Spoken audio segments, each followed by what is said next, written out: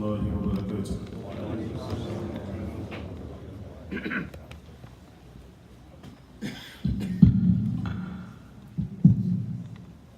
الله أكبر الله أكبر الله أكبر الله أكبر أشهد أن لا إله إلا الله أشهد أن لا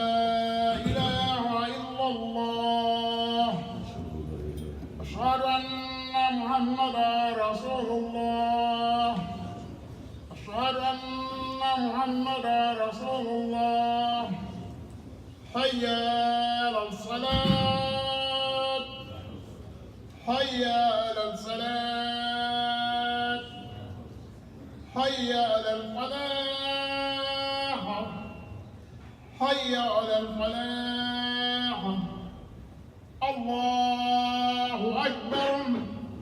الله أكبر لا إله إلا الله.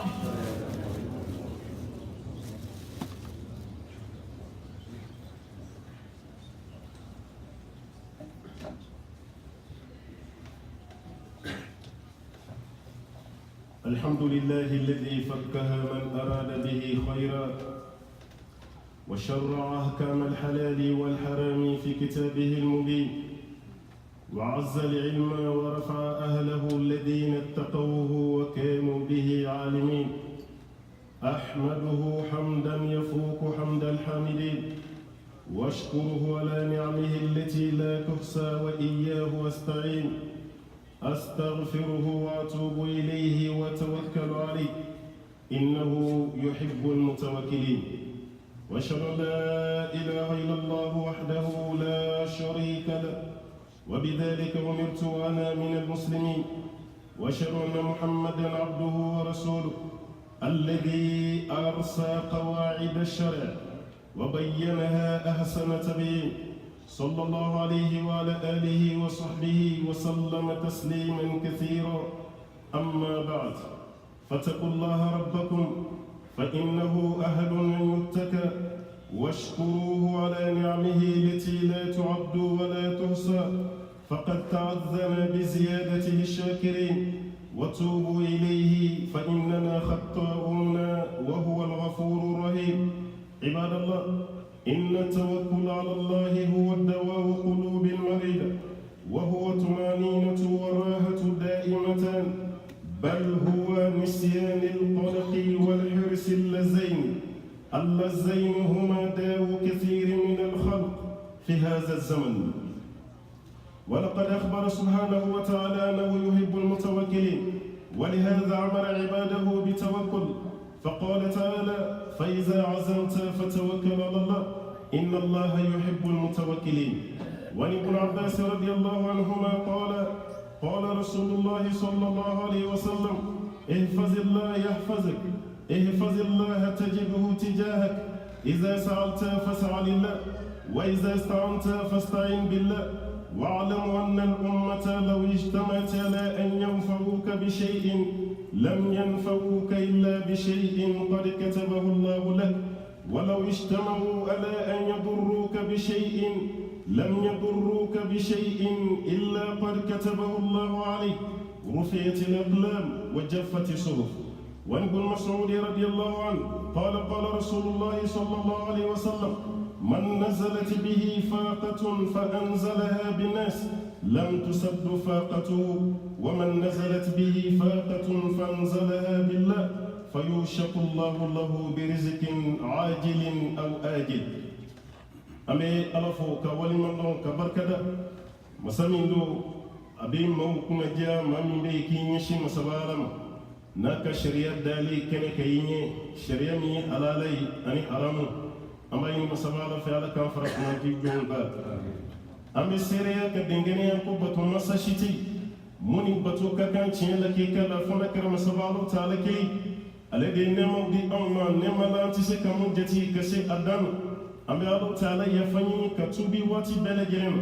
كان جيدا مسابالة كالا كوكبي جيدا موفي ala kan fara jonka jomu mu jigidali Allah ta'ala ka ambi sereya ka dengene ko kura masaba Allah ta'ala yi ci dum nafsa man ci amma ci dem ya Allah ta'ala ya kanu ka tameddan fen beka ci dem be Allah ta'ala ya korota ci dem be misance nabi nyumanya so ko daso wani alaka ci dem kan nabi sallallahu alaihi wasallam ma kuna jara ma mi tubura alaka ci dem no fa alaihi salatu wasallam ma yikuna ngoya so ma mi balaka ci dem no fetamam amba ñini ala fe ala ka ñoroma jeya ka bokku nango yalla ala ka kisini nema chama be aka anaka soddu ge sama anaka sahaba belebele anim ma woma bala ki senda ni ma ko fole mun senda noka fokata se wuli dum amba ñini ala fe wuli dum ala kam bele jelen ko je ko dum amba de alsalamu anga siralu taala ala madden na len ko fe ñema iti bara shike bara min bin nafa ikam na lini katali cheni ala nyesra nyete ala nala nyesranye boranga bara langa bara be kay kumanjeju ni ya jole ya chekay ne ni ya tigete dore ya kono ni wote ni islamay ya bara ke tugotu ni ala nyesranye mayala ala kasra shiti ka bara ala ko atimma shi ka bara mene bara mi make ali ala kama atimma ka bara mene bara mi ya ke ba ka keta wati e masra ali ala taala nye amma yin ala fa ala nyesranye baliya ala kambele jere kishi ka bolma ambade alslamu anga ala wala yumon don shu ani kle anga tubi katabu taala mala kan nema tise ka konte ka sadana ala ko hannanya le kan nema konte ka tise ka sadana ala yikada madi imala sara ala yi hakki dima imasra di ama al taala yi kudon dima ka kila ka fembele jirin kulu kadi ema e adamadi e resigi joli idale tamatola ikan isigi kimiri nyebare jumake ni ne bese ka Allah taala wala man doni ay hal mi masiku ke ikalu taala wala man do idala ikafa alhamdulillahi rabbil alamin ala ko ni mami nyaale wala man don ka bo tigla majiri Allah taala kan fara wala man do jonka ambale aslamu fem mimbe anje ambe wati mina bi nyama yakon defo mimbe ana ambe wati mina bi nyama yakon bana mimbe an buskuna ni farko yere bakayira an ka bi wati o de jigida ala kambaliye adamu tawakkuli ala Allah adama de ni mi jigida ala kay segene mo be fembe yi bolo me nyoko fanta flati mo bolo be be ni sanche me ni hamide be shini hamide be wuli kada ka femere bi bolo jigida ne mo kamuta Allah taala ni ma jigi madda ala kay segene ni mi jigida ala kay bi dayti suna ni mi jigida ala ka idem sanna ma ishibe je mo be ke sambi wono la bishegi ka so titi me sambi nani munyo la sim i ka hamina ko ta ka dadam fanka inina na daba ni du yo ke dura la fena ba se mo i ka bara bela ala yi kanar da ala kare sallallahu alaihi wasallam fa iza azamta fatawakkal ala Allah innahu yuhibbul mutawakkilin ni desidera ki be fenke kiki jigida ali ala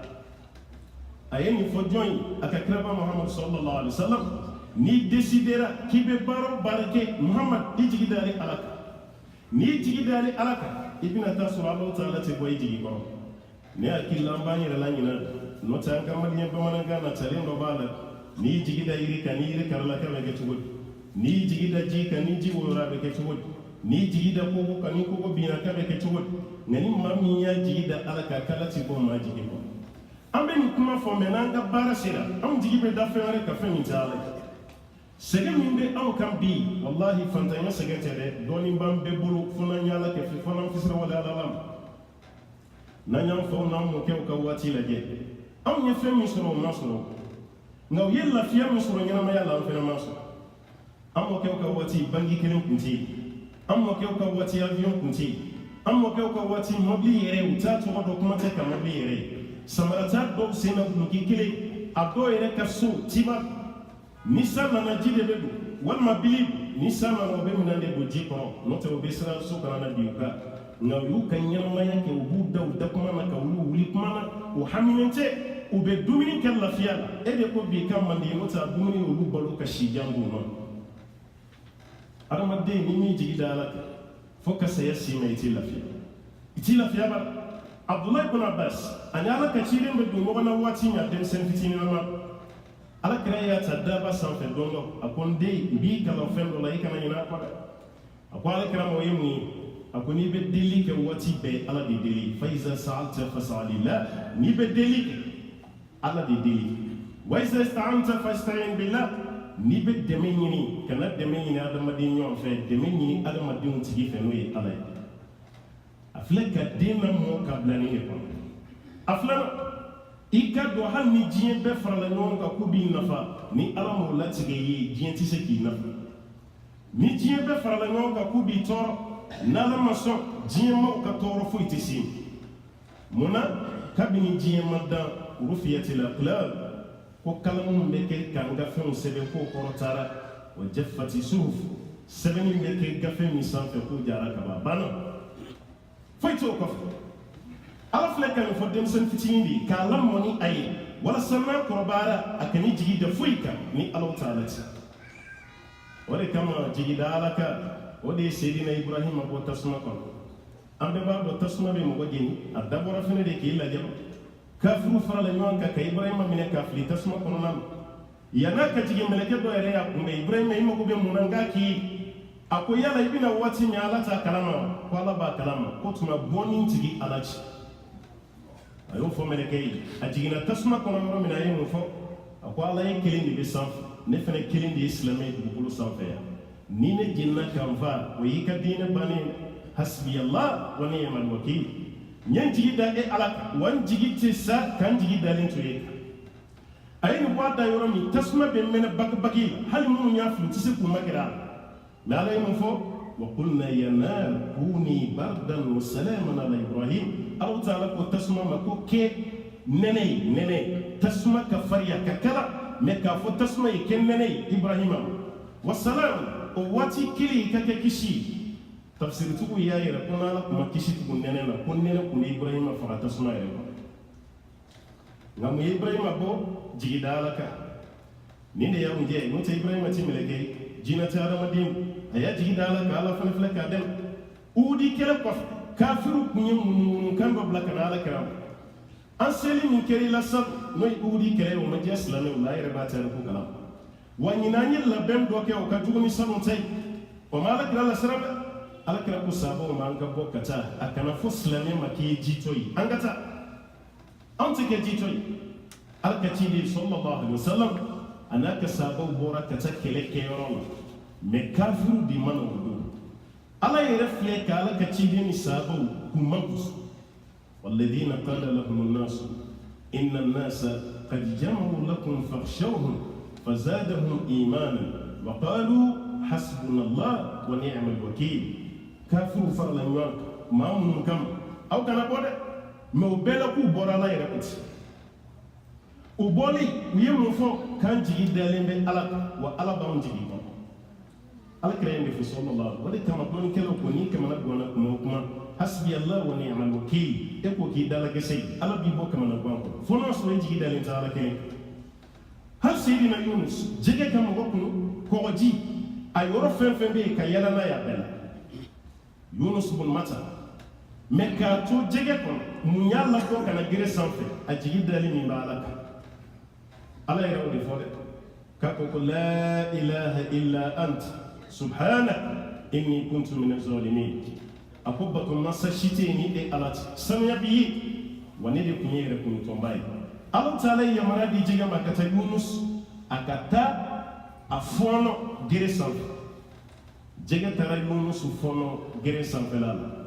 o b'a yira k'a fɔ yunusu ma to jɛgɛ kɔnɔ tuguni a ye kuma min fɔ o kɛra sababu ye a bɔra jɛgɛ kɔnɔ adamaden n'an m'aw jigi da ala kan o bɛ sɛgɛn ni fɛn wɛrɛ b'i bolo ni ala tɛ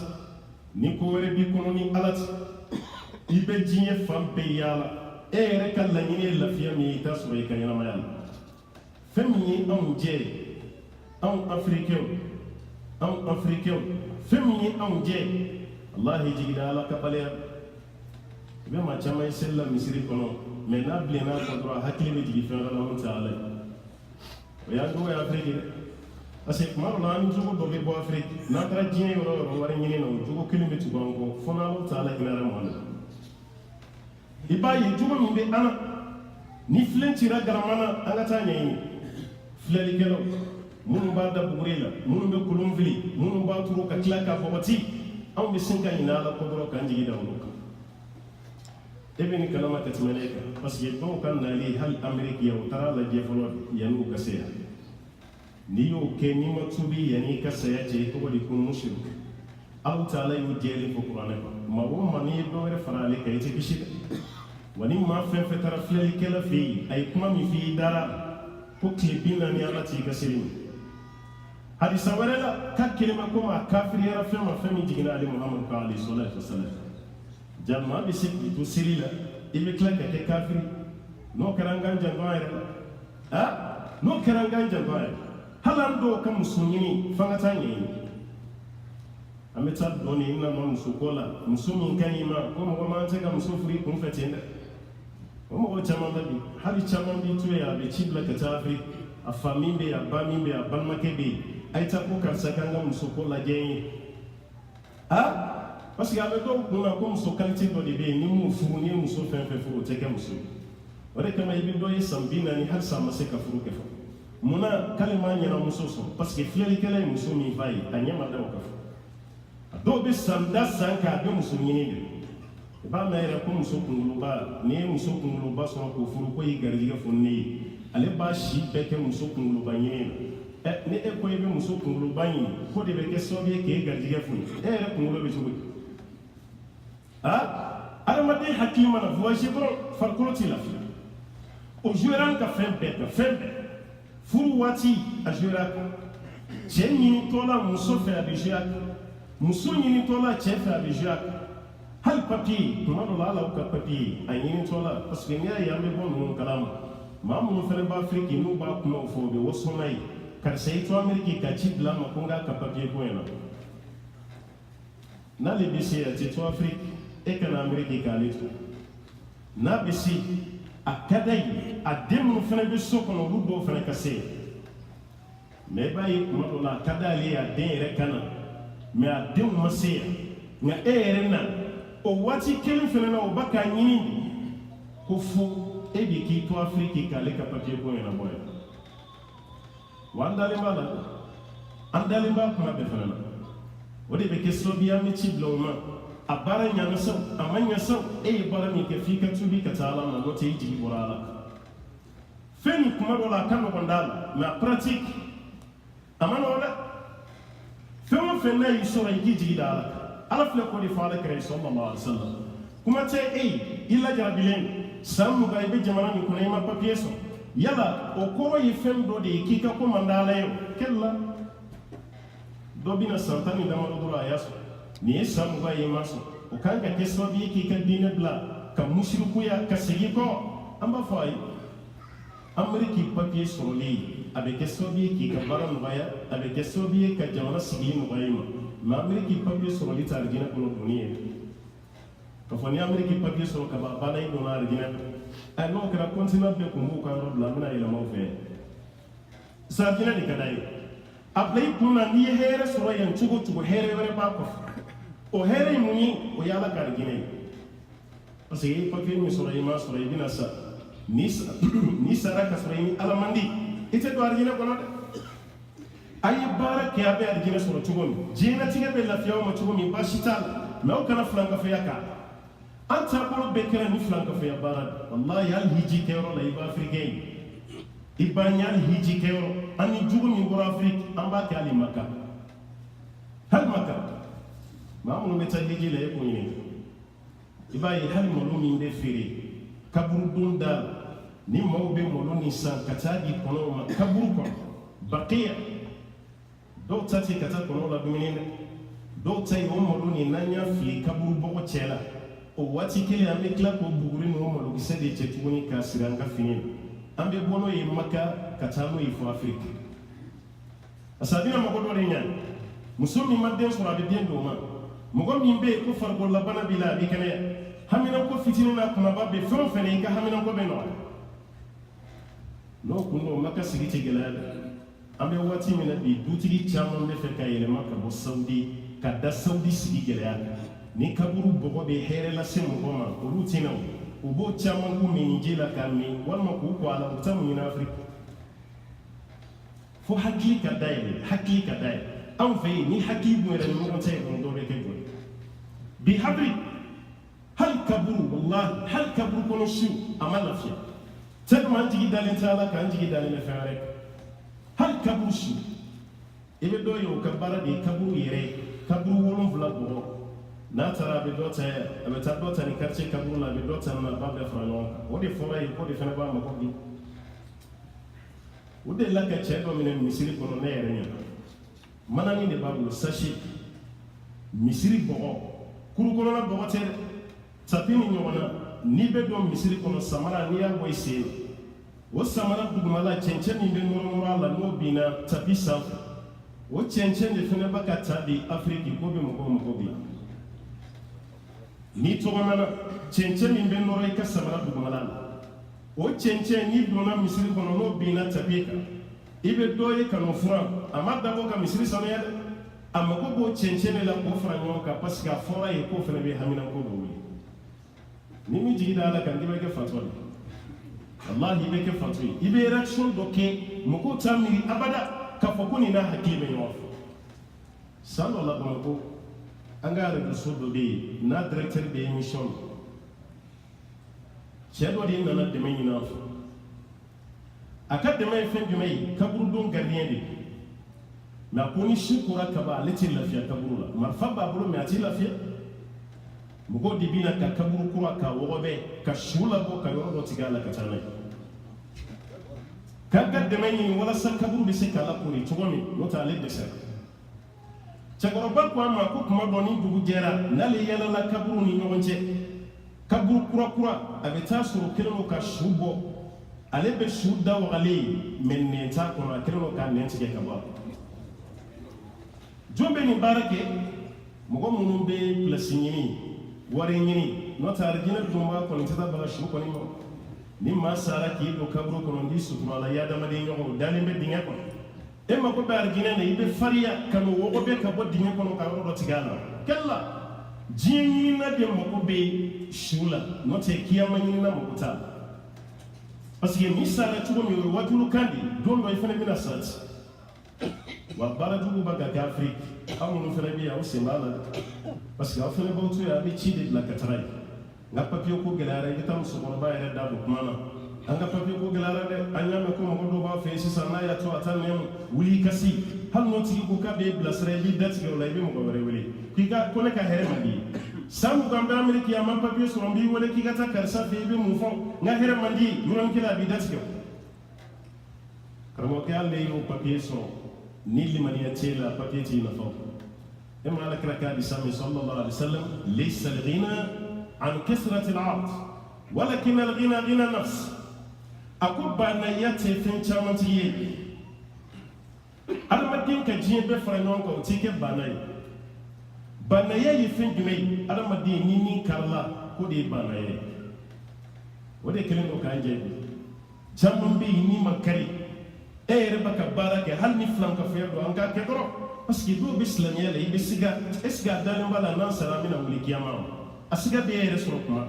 parce que e b'a mɛn alimamiw da i b'a mɛn karamɔgɔ da nin ye haramu ye nin ti bɛn nin ye haramu ye ale yɛrɛ bɛ seli o misiri kelen kɔnɔ mais o waati kelen a yɛrɛ bɛ tila k'o baara kɛ i b'i yɛrɛ ɲininka est ce que a dalen bɛ kiyama kɔ wulili la a ɲininkali kan ka kɛ kuma dɔw la o b'a yɛrɛ an badenw gɛlɛya min bɛ anw ka limaniyabaliya dɔ dɛ n'o tɛ walahi dɔɔnin b'an bolo an kana kɛ ala ma fisiriwale hali k'a da kɛnɛya nin ma ala ma tɔtɔ dɛ banabaatɔ joli de b'i fo fɔ a disi kan maa joli sigilen don a nɔ la a tɛ se ka wuli ne dimina ye k'i ma papiye sɔrɔ i ma baara sɔrɔ i bɛ nin san hakɛ la maa min kɛra namara ye a tɛ se ka wuli yɛrɛ mɔgɔ min kɛra fiyentɔ ye ni mɔgɔw ma bila ɲɛ ka taa dumuni kɛ a tɛ se ka fɛn ye o bɛ mun fɔ maa min bɛ saya ni balo cɛ dɔgɔtɔrɔso la a dalen a bɛ koma hali a t'a dɔn a bɛ waati min na diɲɛ na e mana dimi ya kɛ min san mugan ye ma papiye sɔrɔ mun dalen bɛ koma a bɛ mun fɔ ala tɛ fɛn si kɛ gansan n'ala ye fɛn min lase i ma don min o minɛ ni limaniya ye i n'a sɔrɔ i ka hɛrɛ de b'o la mais n'i ko i t'o minɛ ni limaniya ye k'i bɛ kɔrɔn boli i bɛ kilebi boli i bɛ taa diɲɛ fan bɛɛ fɛ i ni ala tɛ wa n'i sara t'i ta tiɲɛ parce que i tɛna don alijinɛ kɔnɔna la mɔgɔ kana aw nɛgɛ dɛ adamaden fɛn fɛn bɛ yen alaw tɛ ala ma barrière don mɔgɔ si n'ale ala ci ni gɛlɛya y'i sɔrɔ i yɛrɛ ka wuli si kɔnɔna la hali n'a kɛra jɔ fila ye o di ala ma jɔ fila seli i ka di ala o jɔ fila min n'o seli i ka haminanko tugu a la kira ye mɔgɔw la deni fɛn jumɛn ye ala wele wa iza sa'alaka ibadi anni fa inni qaribun ujibu da'wata da'i idha da'an ala ye nin ka jɔ ye ni ɲininkali k'i la f'u ye ko ne ka surun la a kana aw yɛrɛ segi aw kana taa yɔrɔ si i ni ala ka surun fosi t'i ni ala ci bɛɛ ka jamana dugu tila i b'a dugu tilalen yɛrɛ ka wuli ka don so kɔnɔ hali muso kana bɔ a kalama i den i ni maa min bɛ so kelen kɔnɔ a si kana bɔ a kalama n'a y'i ja da jɔ fila dɔrɔn bɛ yen o jɔ fila kɔfɛ i ka ala wuli Bukhari ba kun f'i ye ne mɛ a ɲɛ dayɛlɛ la ni ala wele ka ala wele f'a ɲɛ ka so ye n'an bɛ dugawu kɛ an yɛrɛ dalen tɛ dugawu an bɛ dugawu kɛ an dalen tɛ an yɛrɛ dalen bɛ fɛn min na dɔrɔn fɛn min ka teli a y'a d'a ma dɔrɔn a ka ɲɛnabɔ yɔrɔnin kelen a banna dɔw y'u ka fɛn bɛɛ da diɲɛ na ye kiyama kɔni an ka sira si ta o de bɛ dɔw bila namara la o de bɛ dɔw bila jɛnɛya la o de bɛ dɔw bila filankafɛya la a ka sira si ta tuma dɔ la i b'o namara yɛrɛ kɛ i nisɔndiyalen ye k'i y'o namara fɛn sɔrɔ o dugusɛjɛ o bɛ k'i ka sata ye i sara i bɔra diɲɛ na i ni namara fɛn taara diɲɛ na walima i sara filankafɛya kan mɔgɔ bɛ ɲugu i su yɛrɛ la mɔgɔ bɛ ɲugu i su an mɔkɛw bɛ yen u ma dɛrɛmɛ kelen mara mɛ hali sini n'an bɛna baro kɛ an bɛ exemple ta n'u ye a sɔnna n'a ka fantanya ye ka bɔ a ka fantanya kɔnɔ n'an munana dɔrɔn ka kuma tɛ yɛrɛ ka muna a musow b'a dɔn ko ko bɛ sen na a denw b'a dɔn ko ko bɛ sen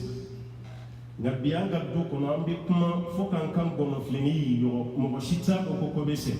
parce que n'i jigi da ala kan ala fana m'i ka maradenw sira ye bana min b'a la ni nama an ka jigi da ala kan hali banabaatɔ n'i jigi da ala kan i ka bana bɛ kɛnɛya banabaatɔ dama n'i jigi da ala kan i ka bana kɛnɛya mɛ n'i jigi dalen tɛ ala kan e bɛ fɛ i ka bana ka kɛnɛya ne m'a f'i ye a ti kɛnɛya mɛ i ka laɲini ye mun ye a bɛ gɛlɛya a y'a hakili to adamaden n'i jigi da ala kan i lafiya adamaden n'i ka ko di ala ma wallahi i lafiya mɛ n'i ma di ala ma i ni sɛgɛn bɛ ɲɔgɔn na n'i ma di ala ma i t'i lafiya n'i ma di ala ma i hakili bɛɛ lajɛlen wulilen ka da kan an bɛ girin min na diɲɛ nin nɔfɛ ni ala ye baraji fitinin yirila alijinɛ kɔnɔ i bɛ fari faga sɔrɔ diɲɛ na wala ala bato la dɔw b'a fɔ ko tanti kabako dan hali misiri kɔnɔ ni seli banna yanni dɔ filɛ ka seli dɔw bɔra tanti hali k'i sigi subhanallah alhamdulillah la ilaha tanti hali ka kuranɛ kalan tanti an bɛ taa yɔrɔ o yɔrɔ an bɛ nin problème sɔrɔ yen alimamu b'a fɔ n'an ye kalan daminɛ ko bɛɛ bɛ taga mɔgɔ si tɛ sigi minnu yɛrɛ bɛ kalan demande kalan bɛ se yɔrɔ dɔ la a bɛɛ bɛ taa parce que diɲɛ de b'a hakili la kiyamati hali dɔw wele k'i na i sigi an ka kɔrɔ alimami ye ko kuranɛ bɛ ban kunkolo kɔnɔ tuguni yan a bɛ yafa ma an kunkolo nin k'o ka ca anglais dun sera ka don e kunkolo kɔnɔ e bɛna yan waati min i kun tɛ anglais mɛn o hali nan k'i fa i kun t'a dɔn anglais la nka bi e bɛ anglais wɔɔrɔ ka tɛmɛ anglais yɛrɛ i bɔra kuranɛ min kɔrɔ afiriki o kuranɛ kelen bɛ yen i ka sura fila kalan dɔrɔn i dɛsɛra maa min bɔra afiriki ni sura 5 ye k'a fɔ k'o tigi y'a ta kɛ 10 ye tungan fɛ a man ca an bɔra ni sura hakɛ min o kelen minnu bɛ dɔ fara o ta kan dɔrɔn Allahumma fɔla kɛra musow ye an b'a la kan n'o tɛ an tɔ bɛ ko tanti wa baw yɛrɛ ko tan bɛ sɔrɔ tuguni yanni saya cɛ tan tɛ sɔrɔ Anasi ye nin fɔ o ni bi cɛ a ka ca ni san 1000 ko ala kira ko ten sallallahu alaihi wasallam a y'a fɔ tabiina o de ye ko waati dɔ bɛ na diɲɛ na ko adamadenw b'a fɔ ko kunun ka fisa ni bi sanu ka fisa ni ɲinɛ ne hakili la waati sera n'an bɛ san min kɔnɔ an bɛɛ bɛ perese a san ka taa mɛ n'a taara san kura mana daminɛ an bɛɛ bɛ nimisa san kɔrɔ nɔfɛ an bɛɛ bɛ nimisa nɔfɛ perezan min mana sigi an kunna an bɛɛ bɛ nimisa kɔrɔlen nɔfɛ kura min bɛ yen an hakili to o kura fɛnɛ mana taa ni kura wɛrɛ nana e ma ko e y'ale nin kura fɛnɛ kun ka ɲi nin fɛnɛ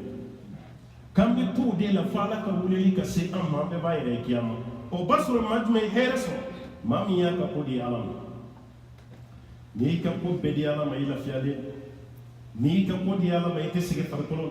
n'i y'a di ala ma i tɛ sɛgɛn hakili la n'i y'a di ala ma ko bɛɛ lajɛlen nɔgɔyara e bɛ maa minnu tɔgɔ mɛn u ma koron yala u ma tilebi yala o ye ko bɛɛ di ala de ma wallahi ala fana sina k'u lafiya ten k'u lafiya dusukun na k'u lafiya farikolo la dɔw yɛrɛ si tɛ limaniya min kun b'u la ani tawakulu min kun b'u la o ni ala cɛ n'o de ye adamaden jɛ kama dɔrɔn baara bɛ tiɲɛ mɛ n'o y'i sɔrɔ i ka baara bɛɛ lajɛlen ɲana an b'a ɲini masaba ala fɛ jigida ala ka yɛrɛ ala ta ala ka d'a ma parce que nan ya sɔrɔ fosi man tiɲɛ hali garijɛgɛ min n'an bɛ bolila nɔfɛ an b'a sɔrɔ n jigida ala kan kira ye nin fɔ hadisa dɔ la Tirmizi b'a la kan ko ni aw kun b'aw jigida ala kan yɛrɛ la haqqa tawakkulihi ko ala kun b'aw garijɛgɛ ko a bɛ kɔnɔ garijɛgɛ cogo min kɔnɔ ala filɛ ka kɔnɔ yɛrɛ ka limaniya bonya ka tɛmɛ aw ta kan ko ni kɔnɔ bɛ bɔ a ɲaga la sɔgɔma lankolon don kɔnɔbara lankolon don foyi tɛ yen mɛ wula fɛ n'a bɛ segin waati min k'a kɔnɔ falen don ko foyi tɛ yen ni jigida ala ka ci kɔnɔ don yɔrɔ bitigi tɛ kɔnɔ bolo magasin t'a bolo furu t'a bolo a bɛ pan ten dɔrɔn ka taa a yɛrɛ bɛ taa a t'a dɔn a bɛ ka taa yɔrɔ n'a binna yɔrɔ la mɛ wula fɛ a bɛ segin a kɔnɔ falen a bɛ da a ka ɲaga kɔnɔ a bɛ sunɔgɔ ko de ye adamaden jɛ ko de ye anw jɛ an jigi dalen tɛ ala kan ko de sɛgɛn b'a la e ma hali dɔ ye ko gese de bɛ bɔ afiriki kana d'a ma yan ko gese k'o to i da kɔnɔ i garijɛgɛ tɛ se i ka baara bɛ nɔgɔya sɔgɔma i bɛ caman ye gese ɲimi na da sanuyali ko tɛ dɛ a bɛ garijɛgɛ ɲimi de la o de b'an fɛ a bɛ garijɛgɛ ɲimi de la o de b'a la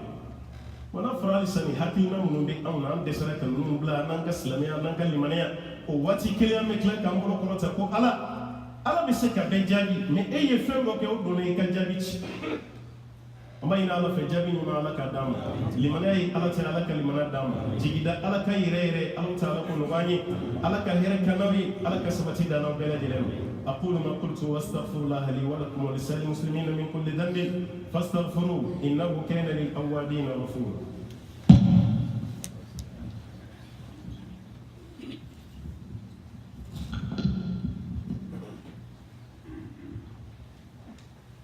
الحمد لله رب العالمين. I'm going to summarize what the Imam has said now, inshallah, in a few minutes.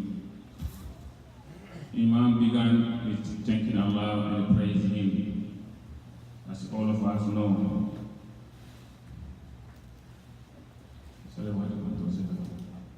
So, it's our duty as Muslims always to thank Allah subhanahu wa ta'ala and praise Him. Anyhow, because when you look at us, Allah subhanahu wa ta'ala has blessed us more than anybody else on the face of this earth, human being. Allah has given us 2 eyes, we use them to make money for our own thing. Allah has given us 2 hands, and also He has given us 2 feet, and also He has given us 2 ears, and He blessed us as Muslims. We should thank Allah subhanahu wa ta'ala every single moment. And also to ask Him forgiveness, to forgive our sins. And also to repent to Him sincerely. And also He will He testify that nothing deserves to worship but Allah subhanahu wa ta'ala. And Muhammad sallallahu alayhi wa sallam is Allah subhanahu wa ta'ala last messengers. Allah has closed the messengerhood with Prophet sallallahu alayhi wa sallam. Don't believe anybody else can be sent after Prophet sallallahu alayhi wa sallam, as we hear it now from new generation. Believe that Prophet sallallahu alayhi wa sallam is the last messenger, not anybody else after him. Believe that. And also he talks about very, very important topic, which is to rely on Allah subhanahu wa ta'ala. He said because he chose this topic because most of us today, we have disease for not relying on Allah subhanahu wa ta'ala. Our sickness today, we don't rely our own thing on Allah subhanahu wa ta'ala. And he said, Allah has advised sallallahu alayhi wa sallam in the Quran, فَإِذَا عَزَمْتَ فَتَوَكَّلْ عَلَى اللَّهِ. If you decide to do anything in your lifetime, anything, rely on Allah subhanahu wa ta'ala. So this world, since Allah first to the Prophet, all of us are included on this advice. Anything you do, let it rely on Allah subhanahu wa ta'ala. Why? Because Allah subhanahu wa ta'ala is the only one who can take care of the matter. And also he said, Prophet sallallahu alayhi wa sallam, he had advised Ibn Abbas. He said, I'm going to advise you something. Please keep in your mind for your lifetime. Do not forget about this advice. Which is, if you start asking Allah subhanahu wa ta'ala. And Allah accepts your prayers. Allah will open the heart for human people. They will give you what you want. And if you need help, ask Allah subhanahu wa ta'ala to help. And also keep your mind, anything Allah subhanahu wa ta'ala has decided to give you, all this entire world, if they be against of you, they cannot start this thing happening. At the same time, if Allah subhanahu wa ta'ala doesn't want to give you anything, if anybody, all entire world, they get together to help you, this won't happen. And then he gave us story of Ibrahim alayhi salam. You know him, the time he stood up with the word of Tawheed. His generation, he's the only one was there. They dislike him, they hate him, they decide to kill him. You know the story? They decide to throw him in the hole with large fires. And they did. But before he get to the barrel, the angel came to him. He said, Ibrahim, Allah has sent me, I'm here to help you. What do you want? Think about it, for me, you, what answer going to be? Ibrahim, he asked the angel, the who sent you, that he knows I'm here? He said, yes. He said, I don't need you. And Ibrahim relied on Allah subhanahu wa ta'ala in a hard moment, the time in the bottom of the fire. He said, Allah, you know the best. I'm only one person here today who showed people who you are. If I die, you know what's going to happen. And Allah did a miracle. This fire has been torn to cold. And the peace, nothing ever happened to Ibrahim alayhi salam. And he told us the story of Yunus. The big fish world has made him inside his world. He never confused over there. He relied on Allah subhanahu wa ta'ala. La ilaha illa anta subhanaka inni kuntu minaz zalimin. He blamed himself. At the same time, he relied on Allah subhanahu wa ta'ala. And what happened? This big fish took him to the front of the ocean, and he threw him out. And Allah subhanahu wa ta'ala has blessed him. So it's most of us today, he said, we don't rely on Allah subhanahu wa ta'ala, especially when they come hard moment. He gave the example, he said, a lot of us today, alhamdulillah, some of us, Allah bless us with the document. And some of us think he never get what he wanted yet. He's been here for many, many years. He tried so many ways, he think it never happened yet. He said, he still learn on Allah subhanahu wa ta'ala. Do not go to the 14 tellers. Do not call anyone back home asking them to find out what's going on. He said, he gave an example. Believe me or not, but who is Africa is calling him to help you? If he has capable to take your solution, either he will come here or one of his family members will make them easy to come to the United States, as we know. But he cannot do that. So this advice is faced with all of us. We have to rely on Allah subhanahu wa ta'ala for everything. He said if we did that, Allah subhanahu wa ta'ala will make our life very better. But no matter how rich you are, if you don't rely on Allah subhanahu wa ta'ala, your life is going to be very, very hard. You're struggling, you're crying all the time, you don't have a peace of mind. He said the most of us today become gray hair because what? Because we don't rely on Allah subhanahu wa ta'ala. All the time we worry. So therefore, this is very, very advice.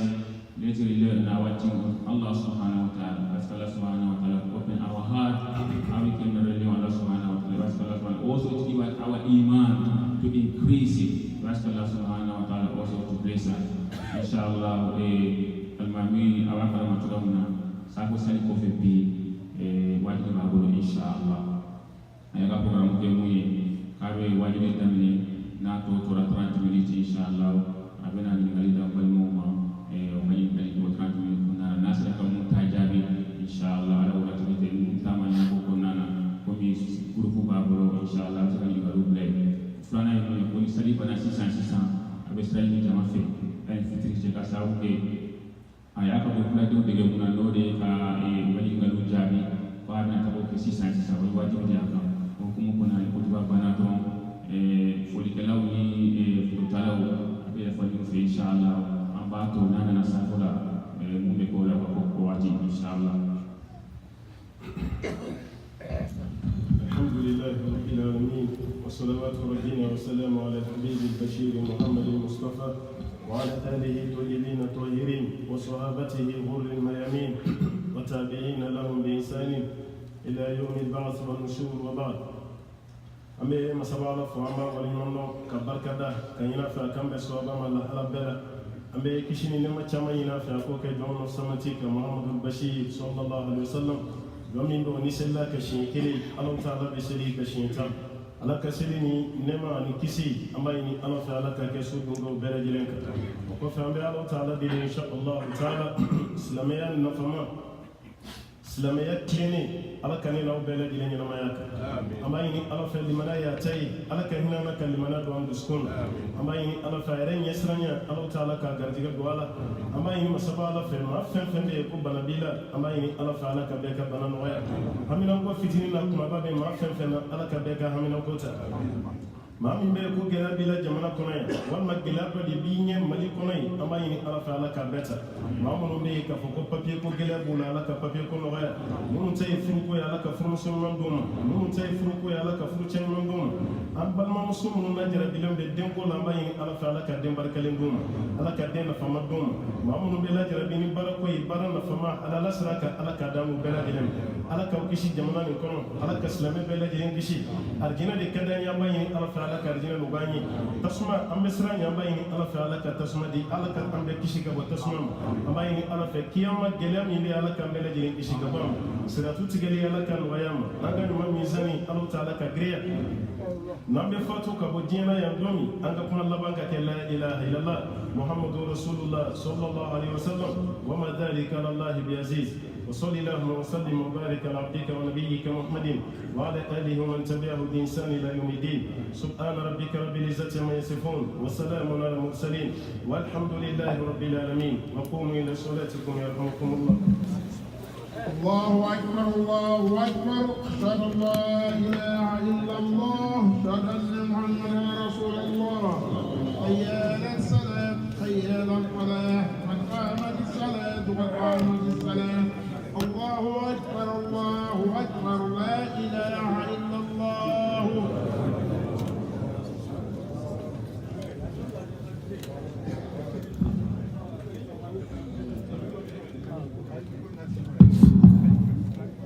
استووا استقيموا تراسوا يرحمكم الله. هيا كسوفوا لدي كسوفوا كلي أكل فرنجين لا شيء كانوا كسوفوا لدي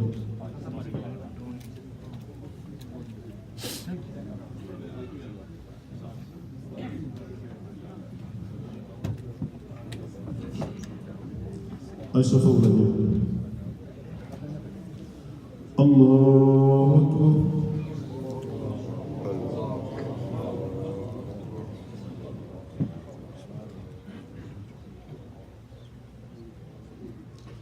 الحمد لله رب العالمين الرحمن الرحيم مالك يوم الدين إياك نعبد وإياك نستعين اهدنا الصراط المستقيم صراط الذين أنعمت عليهم غير المغضوب عليهم ولا الضالين.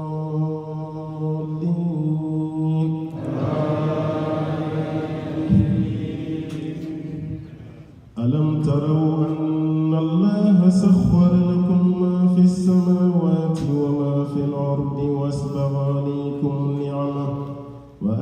عليكم نعمه ظاهرة وباطنة ومن الناس من يجادل في الله بغير علم ولا هدى ولا كتاب منير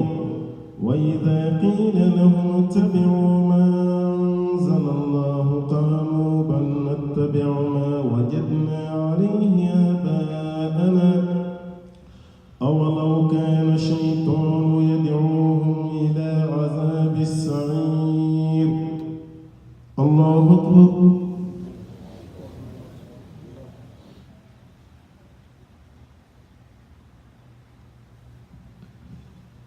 سمع الله لمن حمده.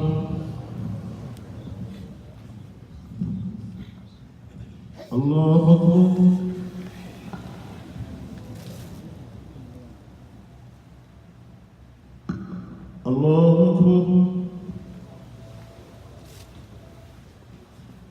الله أكبر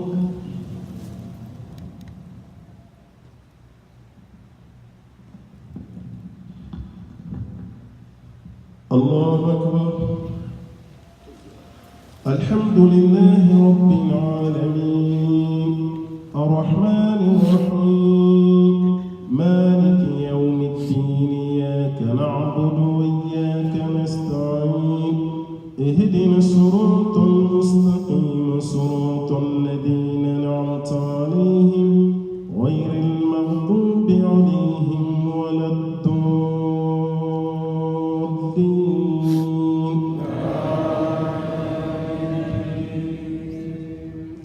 قل هو الله أحد الله الصمد لم يلد ولم يولد ولم يكن له كفوا أحد الله أكبر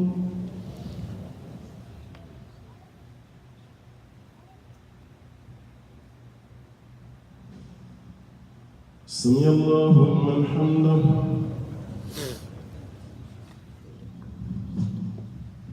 الله أكبر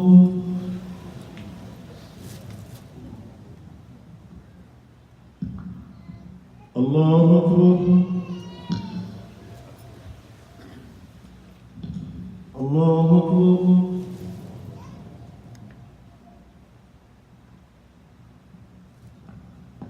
الله أكبر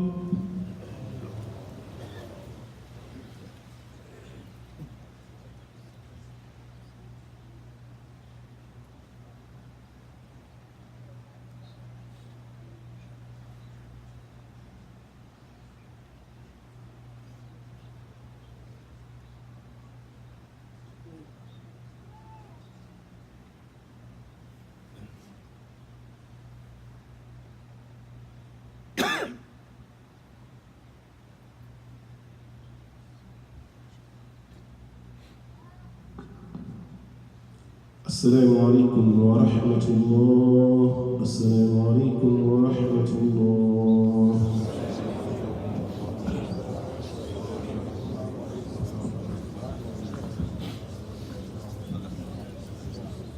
في سبيل الله جزاكم الله خيرا and also we thank our Imam Abdullah Gudda في سبيل الله أمامك أموكفو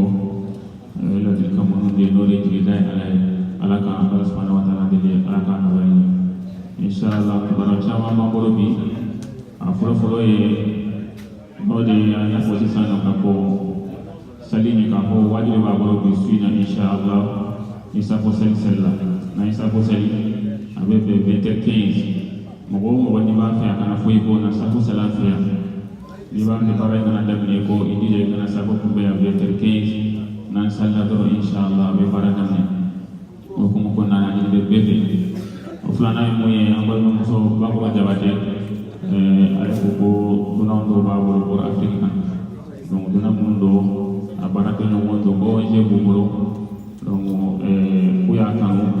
nous sera de mon en folie au bout qu'on a au bénéfice qu'on a pas nous fait inchallah nous au bâtiment qu'on a dit qu'on a pour l'islam au fond à quoi que tu venais à part de la Rudi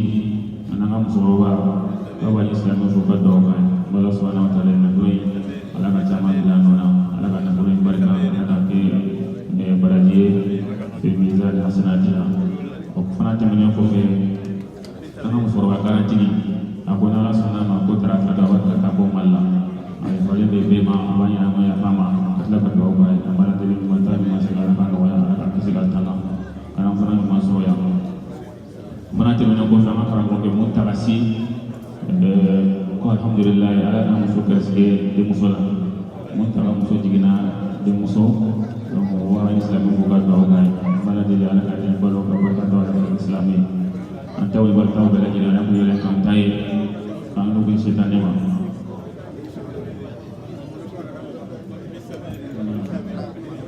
ofona ko fe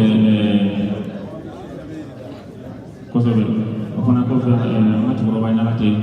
ale ko abal ma ke fatura afrique ko bla de ndo kuna sini ko de na ta bal ma ke fatura afrique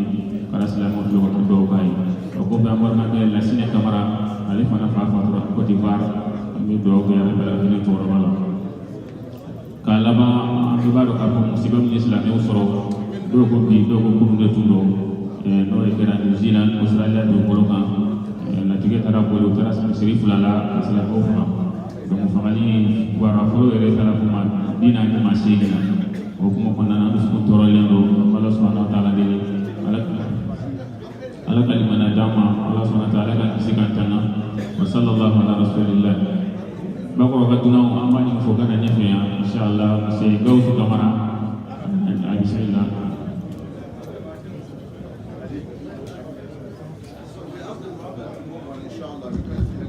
bismillah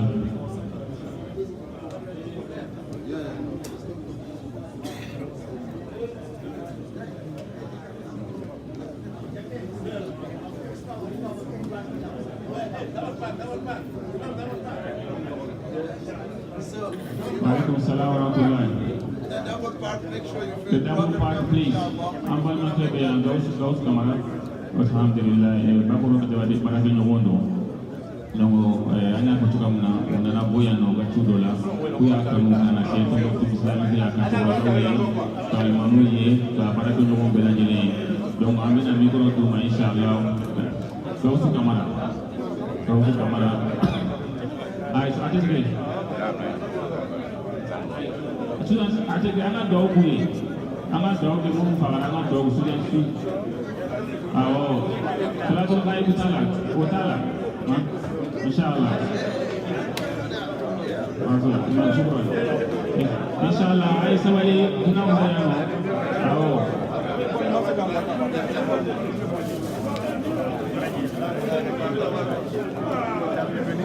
inshallah barak ay kana ni inshallah ana no furu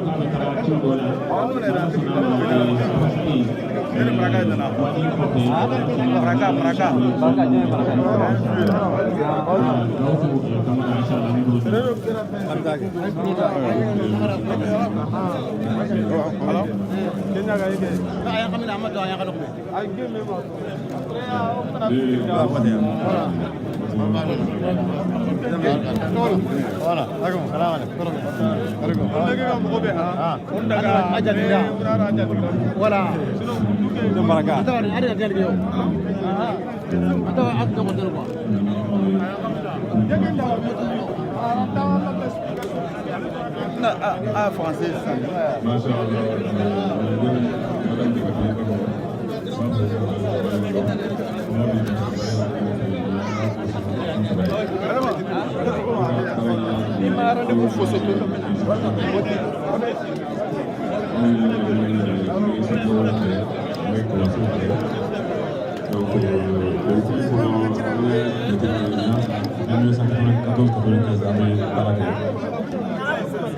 Mali,